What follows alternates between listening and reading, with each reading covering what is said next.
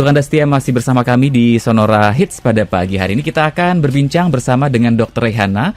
Kita akan ketahui sejauh mana tim Satgas Provinsi Lampung berkoordinasi dengan seluruh pemangku kepentingan dalam pelaksanaan tes rapid antigen. Kita sudah bersama dengan Ibu Rehana, ya, Jubir Satgas COVID-19 Provinsi Lampung. Apa kabar, Ibu? Alhamdulillah baik, minal aidin wal faizin ya. Mohon maaf lahir dan batin. Maaf lahir dan batin juga untuk Ibu dan tim di sana. Sehat selalu semuanya menunaikan tugas ya Bu ya. Tetap bertugas selama musim lebaran kali ini Bu ya. Bu Rehana, seperti apa kemudian koordinasi dengan pemangku kepentingan lainnya agar pelaksanaan tes antigen bisa optimal di Provinsi Lampung?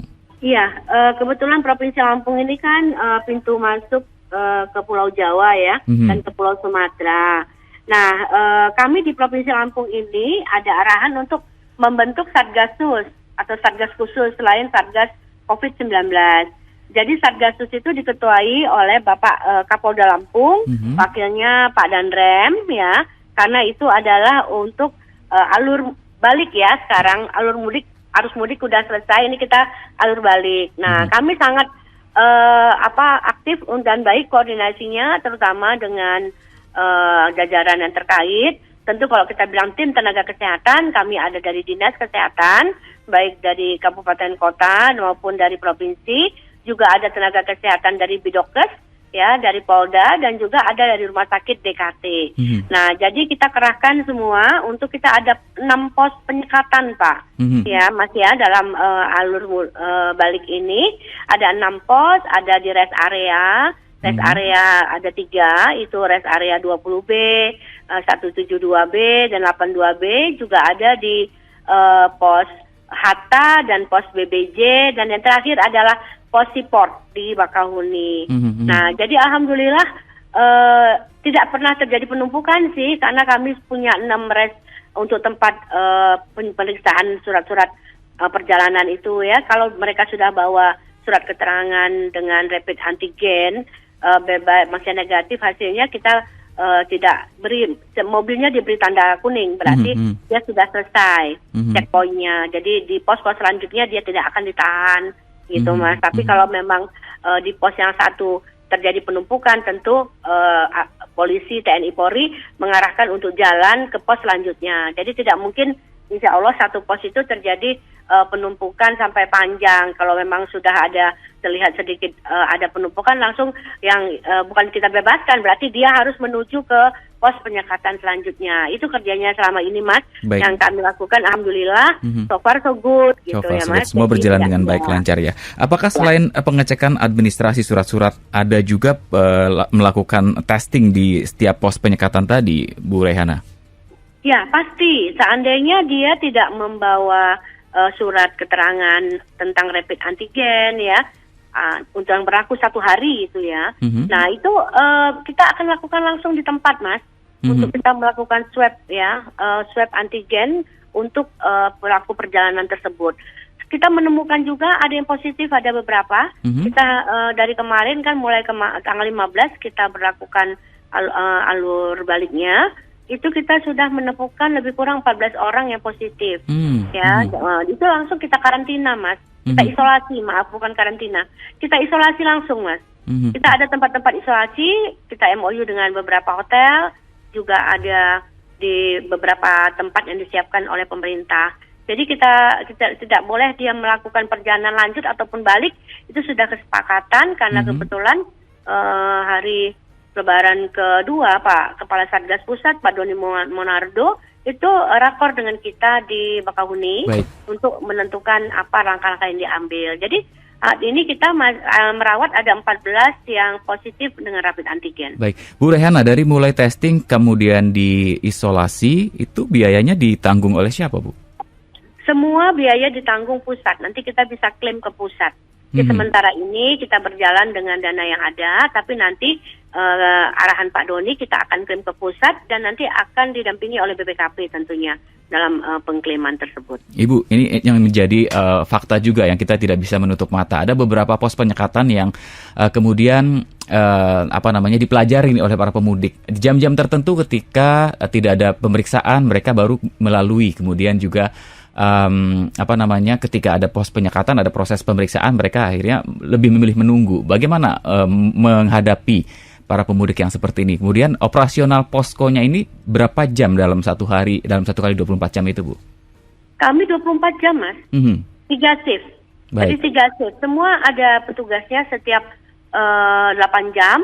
Itu ada petugasnya. Saya juga sebagai Kadiskes Prop, tentu tidak mungkin kita serahkan kepada salah satu kabupaten saja yang dilewati oleh alur balik tersebut ya. Misalnya kami yang terkena di sini kan ada Lampung Selatan, lalu Lampung Timur, Lampung Tengah ya, dan Bandar Lampung.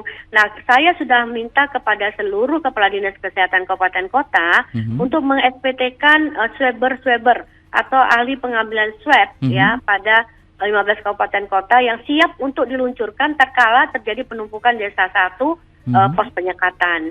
Jadi insya Allah mereka tidak akan lolos, Mas. Kalau di satu tempat kita kan ada lagi yang penyekatan selanjutnya sampai yang terakhir nanti di Siport.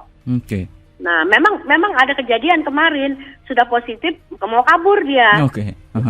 Mau kabur, tapi alhamdulillah dari Polri-nya sigap ya, langsung dievakuasi, langsung dibawa ke tempat isolasi.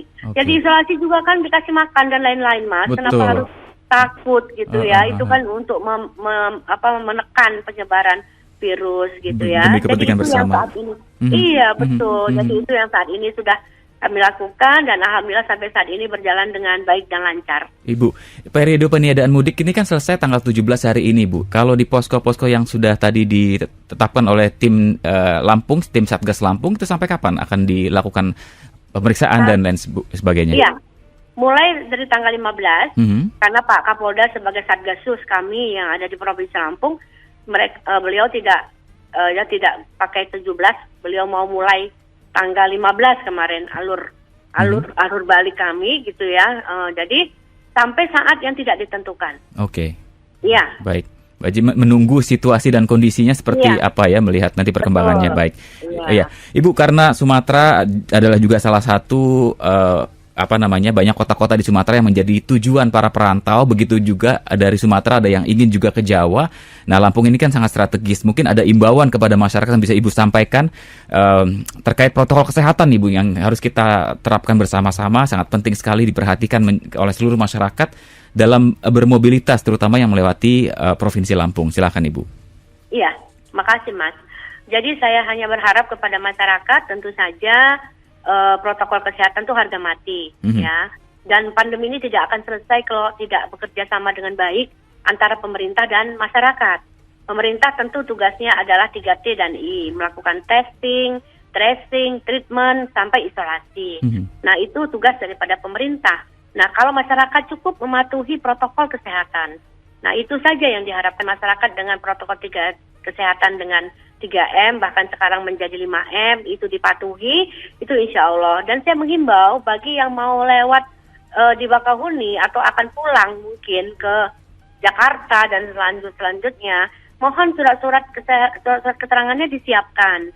Kalau seandainya sudah ada surat keterangan dengan bebas COVID dengan rapid antigen yang berlaku hanya 1 hari, itu tentu tidak akan lama pemeriksaannya. Langsung dilihat hasilnya, seandainya memang suratnya itu negatif, mobilnya langsung ditempel stiker dan bisa lewat dan tidak akan ditahan lagi di pos-pos selanjutnya karena sudah ada di mobilnya ditempelkan stiker dari Polda ya, jadi bisa langsung sampai ke Siport. Itu himbauan saya, Mas, masyarakat tetap patuh dengan protokol kesehatan. Baik, karena biar bagaimanapun butuh kolaborasi bersama untuk memerangi pandemi ini, Bu Rehana ya.